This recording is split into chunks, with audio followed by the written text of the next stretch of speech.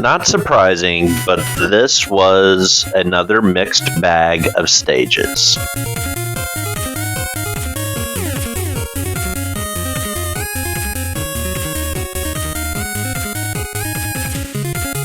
This was an old stage that did some things right, and others not so much. The stage layout was done well, but the enemy placement, especially in the beginning, was a bit much. I like that there were split paths, and the fight with Time Man was alright. If the enemy placement had been tightened up some, I would rate this one higher.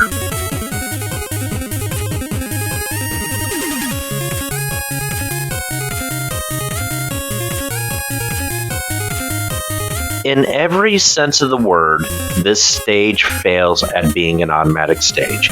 And part of that may be due to updates over the years, but I doubt it. The point of an automatic stage is you don't do anything and the stage plays itself.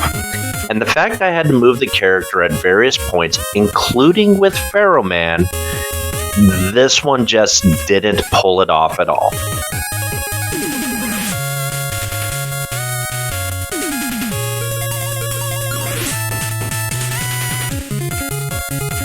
This was a pretty fun stage with a good layout and some split paths.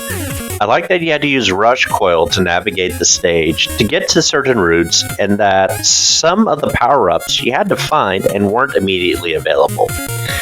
The enemy placement could have been tweaked some, and while the boss battle was okay, it was clearly designed with Snake Man in mind, who perhaps at the time of this stage's release wasn't available. Still though, this was a pretty good stage.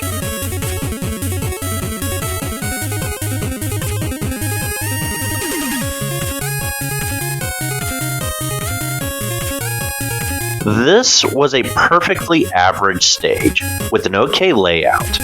The stage was designed with various subsections that represented shops, and while each one was different, they were really short with a few small screens to navigate. The enemy placement was fine, if a bit cluttered at points, and the power-ups mostly served little overall purpose to the stage.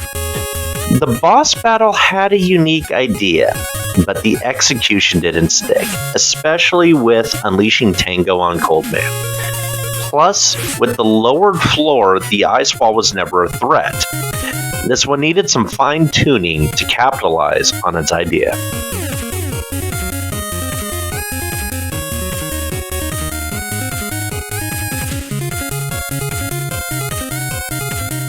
This was the intro stage for an intended fan game, and it was not very well done.